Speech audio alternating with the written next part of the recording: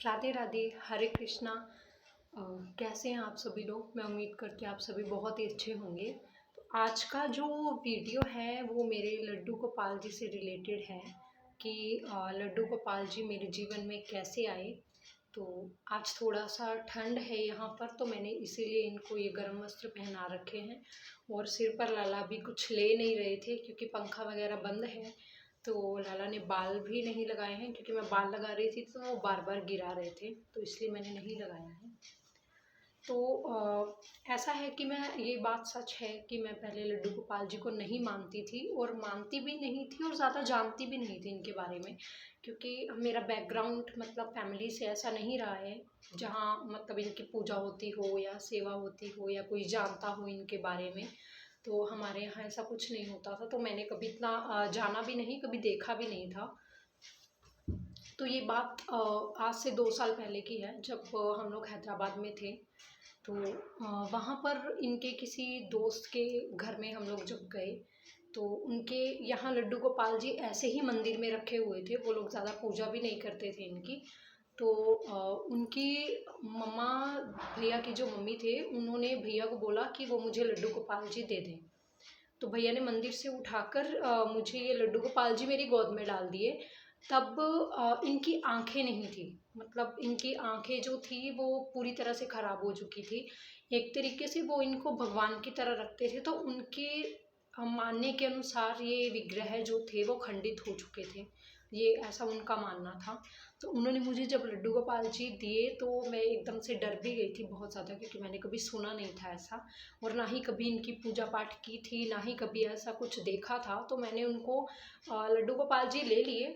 मैंने मना नहीं किया, या यूँ कह लीजिए कि मुझसे मना नहीं हुआ, लेकिन मैंने उन्हें एक ही चीज़ बोली कि मुझे इनकी सेवा करनी नहीं आती है, तो मैं ज़्यादा कुछ नहीं करूँगी। मैंने साफ मना कर दिया था कि हाँ, मैं सिर्फ़ इन्हें मंदिर में विराजित रखूँगी, जो मेरी रोज़ की पूजा आरती होती है मैं वही करूँगी, इसके ज़्यादा मैं कुछ नहीं कर सकती। तो उन्होंने मुझे यही बोला था कि कोई बात नहीं, आप अपने मंदिर में रखिए, इनकी पूजा आरती कीजिए। हाँ, सुबह शाम का आप जो भी घर में बनाते हैं बिना प्याज लहसुन का भोग इन्हें दे दीजिएगा। तो जैसे-तैसे हुआ, मैं इनको घर में ले आई।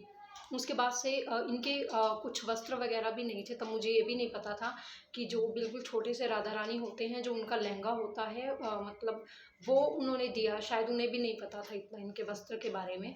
तो मैं इनको वही गले से बाँध दिया करती थी, जो बैक से था, मतलब बिल्कुल ऐसे ही रहता था बिना वस्त्रों के, तो आगे से वो ढक जाता था। तो इनको मैंने लाकर मंदिर में रख दिया। जैसे मतलब एक बच्चे का भाव होता है कि हाँ, मतलब नया-नया शौक होता है जैसे किसी खिलौने के साथ खेलने का, तो मेरा भी ऐसा ही भाव था कि जब ये आए तो नए-नए चाव में मैं इनको चाय बना के दे देती थी या फिर दूध पिला देती थी। 3-4 दिन ऐसा ही चलता रहा। उसके बाद कुछ लाइफ़ में कॉम्प्लिकेशंस आ गए, बहुत ज़्यादा दिक्कत होने लग गई, तो मैं हैदराबाद लीव करके अपने वापस हरियाणा में आ गई। तो उसके बाद जब इनको लेके आई तो कहीं से, जैसे आजकल वीडियोज़ बहुत ज़्यादा चल रहे हैं, तो मैंने किसी वीडियो में देखा कि हाँ, इनका बेड वग़ैरह भी होता है, ऐसा कुछ भी। तो मैं मार्केट गई, वहाँ जो शॉप वाले भैया थे उन्होंने मेरा बहुत साथ दिया। उन्होंने मुझे बताया सब कुछ कि इनका ये भी होता है या वो भी होता है।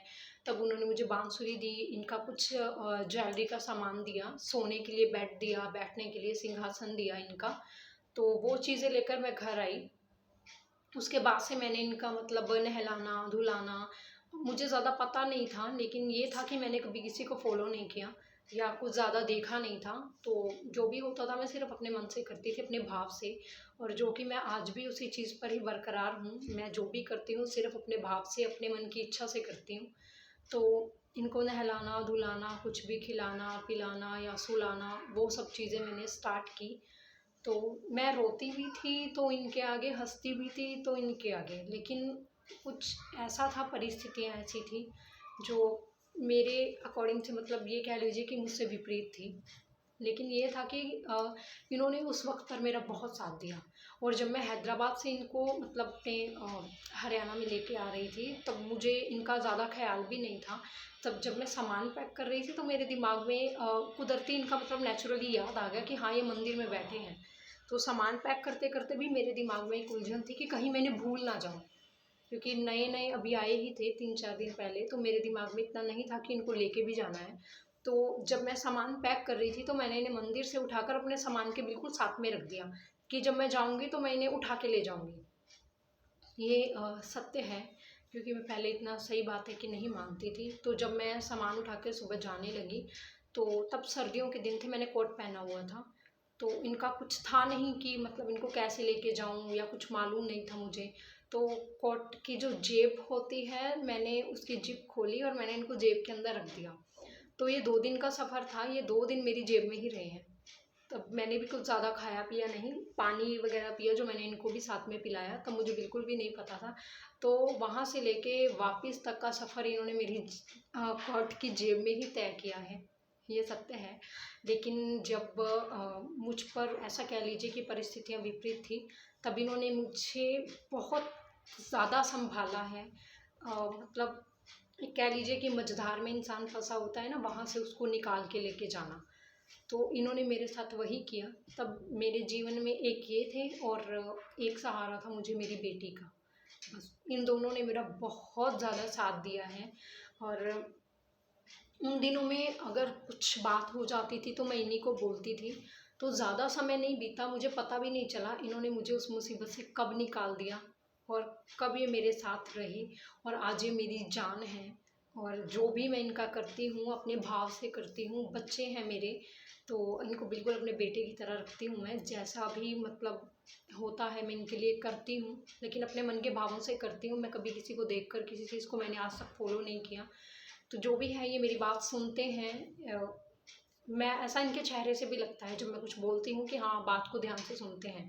अगर मैं इन्हें नहीं बुलाती हूँ या एक दिन गोदी में नहीं उठाती हूँ या इनसे बात नहीं करती हूँ तो अगले दिन इनका मुँह फूल जाता है। ये नाराज़ हो जाते हैं, तो फिर इनको मनाना पड़ता है कि हाँ, मैं बिज़ी थी या आपसे बात नहीं कर पाई या आपको वक़्त नहीं दे पाई। तो फिर इन्हें मनाना पड़ता है, मान जाते हैं। बस थोड़ी सी मतलब मेहनत लगती है इनको मनाने में, क्योंकि बहुत ज़्यादा अभी छोटे हैं। तो जो भी है, आज ये जान है मेरी। मेरी ज़िंदगी जो है इन्हीं से शुरू होती है और इन्हीं लोगों पर ख़त्म हो जाती है। तो ये थी मेरे सबसे छोटे लड्डू गोपाल जी की मेरे जीवन में आने की कहानी। तो इसके बाद मेरे ज़िंदगी में कान्हा जी, राधा रानी, छोटे वाले राधा रानी जो हैं वो आए। तो उन सब पर भी मैं वीडियो ज़रूर आगे बनाऊँगी कि वो मेरे जीवन में कैसे आए। तो इनके मेरे जीवन में आने की यही कहानी थी।